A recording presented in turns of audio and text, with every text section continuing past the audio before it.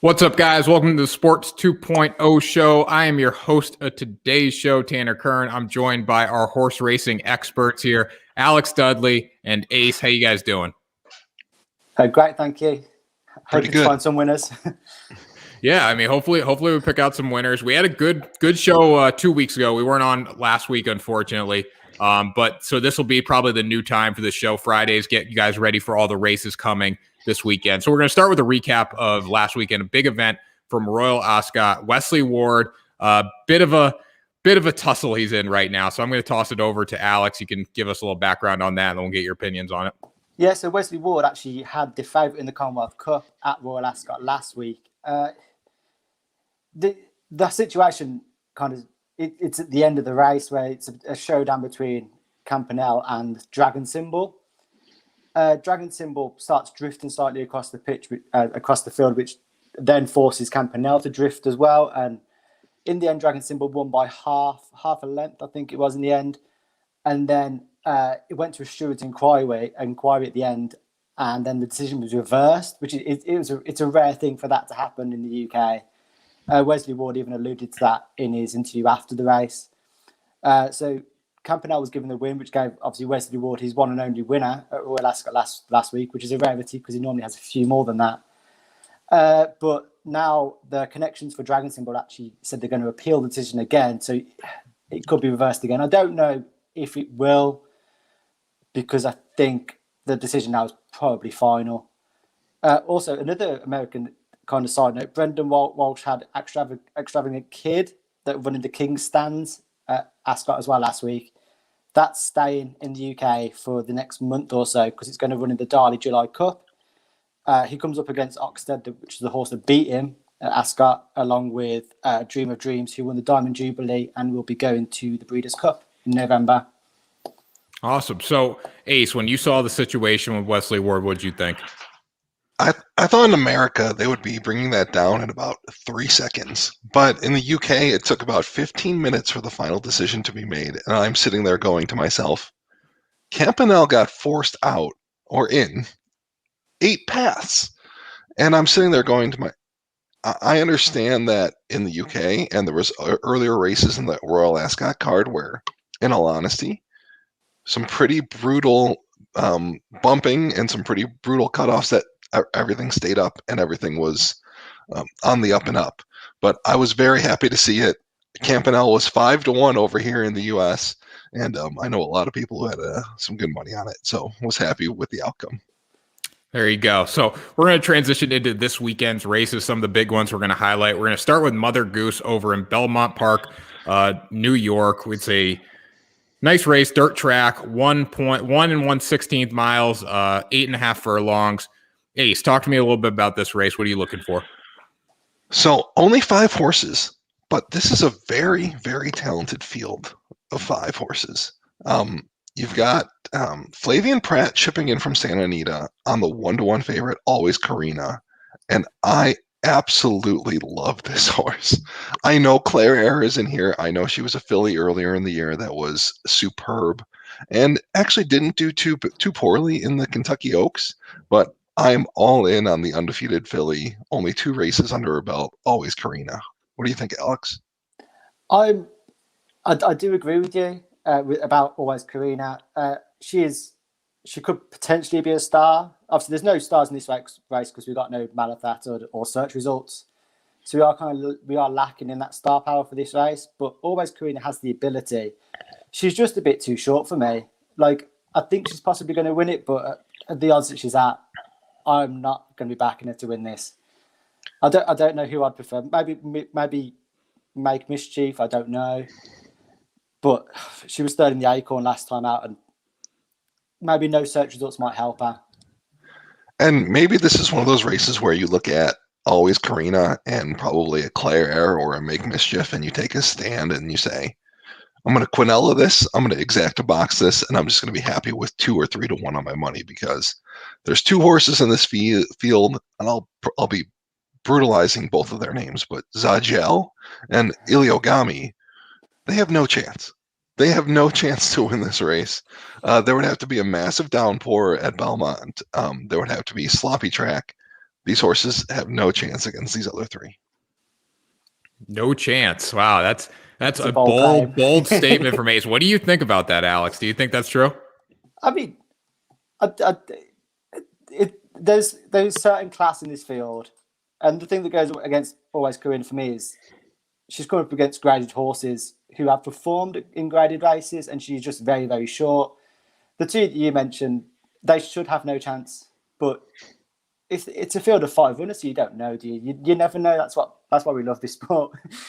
But yeah, they should have no chance. Okay, so no chance. All right, so we got a unanimous agreement here. We're going to transition over to Bashford Manor. We'll see if any horses in this race have no chance. Churchill Downs, Louisville, Kentucky, 6 furlong distance track. It's a dirt track. The purse is $100,000. So let's talk about this one. We started with Ace last time, so we'll go with Alex. Who do you like this weekend at Bashford? I like both of Stephen Asmussen's horses in this one, Red Run and Vodka and Water. I feel like I've had Vodka and Water a few times. He might have let me down one too many times. It's been third on all 3 starts today. It's hit the post a few times. It's clearly a talent, and it was impressive when second in the Isley Jane. I could maybe I'll give it one more chance, maybe. But Red Run as well. You got Ricardo Santana Jr. on board. Won its maiden at Churchill Downs over the 5 furlongs by 2 lengths. I'd just stick with Vodka and Water again one more time.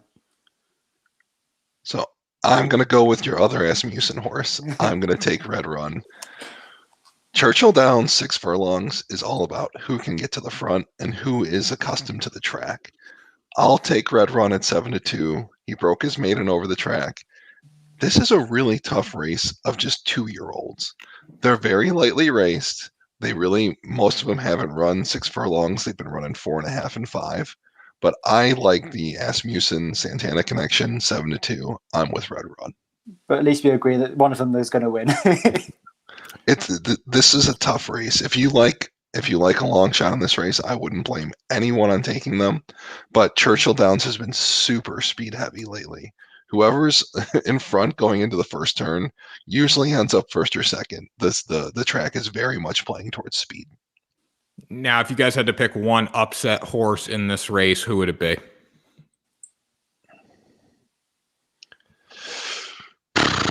I'll go first. I will take She Got Attitude, the 11 horse with James Graham and John Ennis at 20-1, only because James Graham has won the Kentucky Downs jockey circuit previously. He's coming off back-to-back fairgrounds circuit wins, and he knows where he's going to need to be. And also, it's the only filly in the race. So I'm all for girl power. She's Got Attitude, maybe upset underneath at 20-1. Yeah, I'm going to be super boring because I agree with everything you just said. Which I think is probably the kiss of death there. Probably. So maybe we'll see that happens. 20-1 odds. That'd be pretty good for bettors if they're willing to take the risk.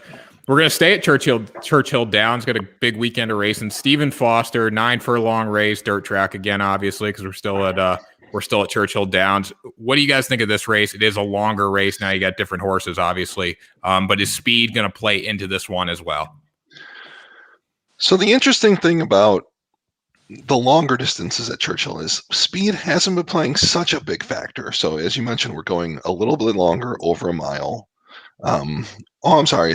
Stephen Foster's only 6.5 furlongs. Scratch that. All speed, all day. I'm going to go with the 10 Roboman, Mitchell Murrell, Wayne Catalado, 6-1 morning line. What's really interesting about this race is the favorite's going to be very, very soft, maybe a 4-1 favorite at post time. I don't know. What did you think about it, Alex? See, I like Maxfield in this. I do. He's got the joint best speed figure in the race. He is the favourite, isn't he, in this race? Maybe we're looking at different races, but I believe, yes, he is the favorite. Yeah. And I hate backing favourites, but I think at the price he's probably going to be at, I'd be willing to have this one. He's won grade 2 at the Sheba and the grade 3 Mineshaft. And the only one that I'd be willing to maybe go elsewhere on is South Bend. because we spoke about Churchill Downs' form. He's just won twice there in the past, but at least he's got the form there. Interesting about South Bend is he seems to run just as well on turf as he does dirt. Yeah. And I am a little worried. So Maxfield went out to the West Coast for his last race, Santa Anita. He didn't show up. I know he was undefeated going in, but he did not show up in that race. Any concern about that? No, I maybe. He's probably he is my outside chance for this. I think he was unlucky last time out when he was kind of shut off when he kind of finished fifth, and I think he's just one that could go under the radar a little bit. Okay. So we're gonna stay. We're staying at Churchill Downs. Another one, 8.5 furlongs, Wise Dan Stakes. We'll talk about this, and I'll ask you guys what race at Churchill you're most excited about. We can start with Alex here. What horses are you looking for at Wise Dan to make some moves this weekend? I am looking at Set Piece in this race. I feel like Brad Cox has had his sights set on this race from the beginning with this horse. Back-to-back wins now. They were coming in the Douglas overnight stakes and the opening verse. And this could be his shot, I think, at a first graded victory. And Cox has won 2 of the last 3. So I'll be willing to side with his horse in this. What do you think, Ace? I completely agree. I really do. I think Set Piece is special. I really do think they're special. And I do think, realistically, this is the next progression. As you mentioned, Brad Cox, he's won the Kentucky Oaks. He's now won the Belmont Stakes. He's just going to he's going to keep winning these graded stakes. I think he's a great trainer. I think he's the next up and coming trainer. I agree with everything you said there. Yeah, and I think the other ones in the field are maybe a bit more inconsistent. Whereas, like some like it Hot Brown, like he was disappointing. He can be disappointing. He can be great. So like I don't think he's one that you could ever really kind of nail your colours to the mask on. Like he was 7th in the Makers Mark Mile, 9th in the Fort Lauderdale.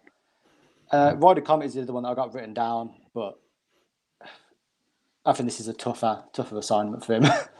Yeah, with Florent Giroux on board as well, Giroux and Cox team up on big days for big wins. And I mean, as much as I'd like to say I like some like it Hot Brown, I kind of like Field Pass as well underneath at 5-1. But realistically, I think this is Set Piece's race to lose for sure.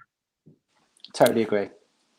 So when you look at Bashford Manor, Stephen Foster, Wise Dan, all at Churchill, if you had to pick one bet this weekend to place out of all 3 of these races, what are you going with? And we can start with Ace. Okay, I will be taking Set Piece in the Wise Dan, and I'll be playing him to win. It's probably going to be even money, but I think he's that good. And then realistically, in that same race, I'll be playing trifectas with Set Piece on top, Hierarchy the 5, Spooky Channel the 9, and 8 Field Pass underneath. And those are some prices too. So Exacta 1 over the 5-8-9, Trifecta 1 over the 5-8-9, and probably Exacta would pay about around $10, and then I would say Trifecta is anywhere from $60 to $100. So those are going to be my top plays for this weekend. Now, Alex, are you sticking with Wise Dan, or do you think there's more value in a bet on Bashford Manor or Stephen Foster?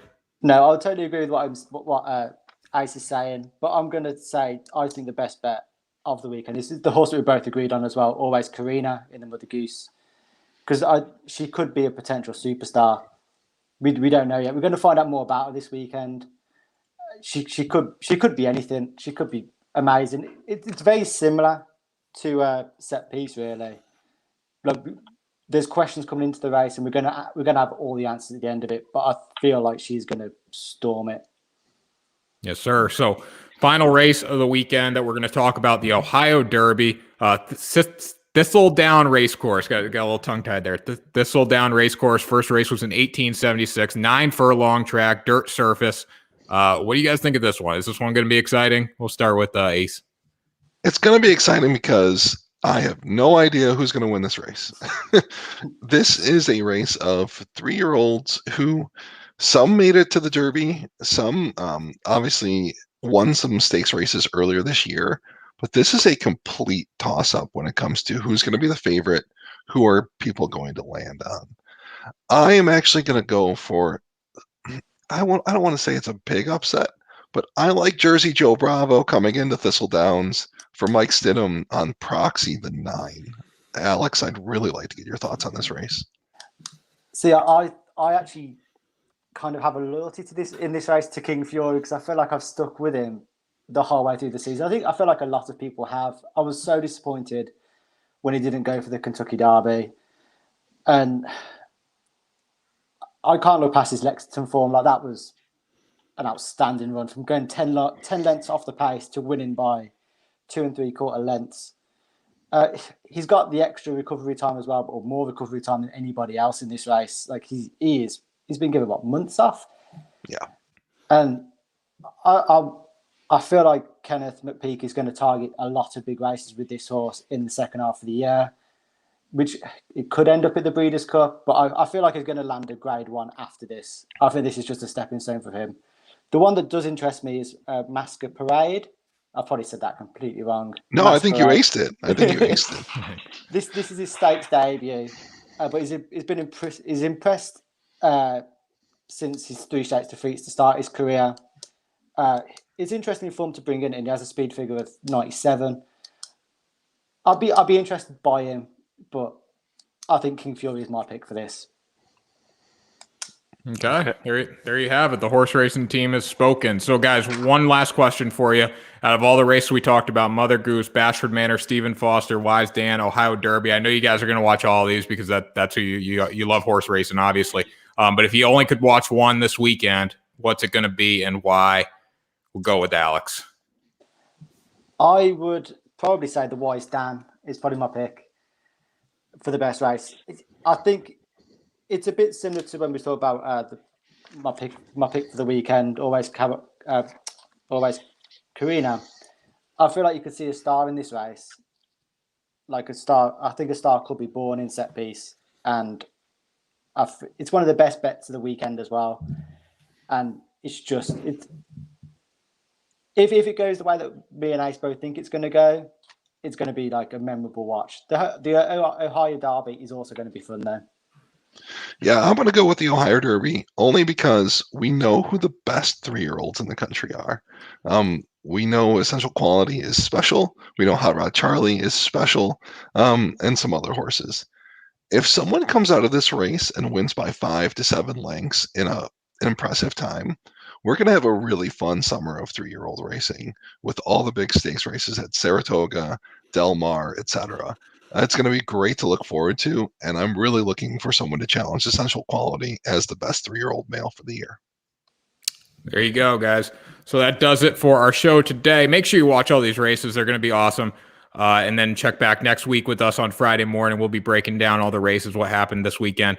And make sure to subscribe to the Sports 2.0 Network. We just went over 300 subscribers on there thanks to great shows like this. You're not going to find such a diverse sports platform, horse racing, baseball, football, basketball, all in one. So we really appreciate all the support there, guys. Alex, Ace, thanks for joining me this morning. Really appreciate it. Thank you. Thank you very much.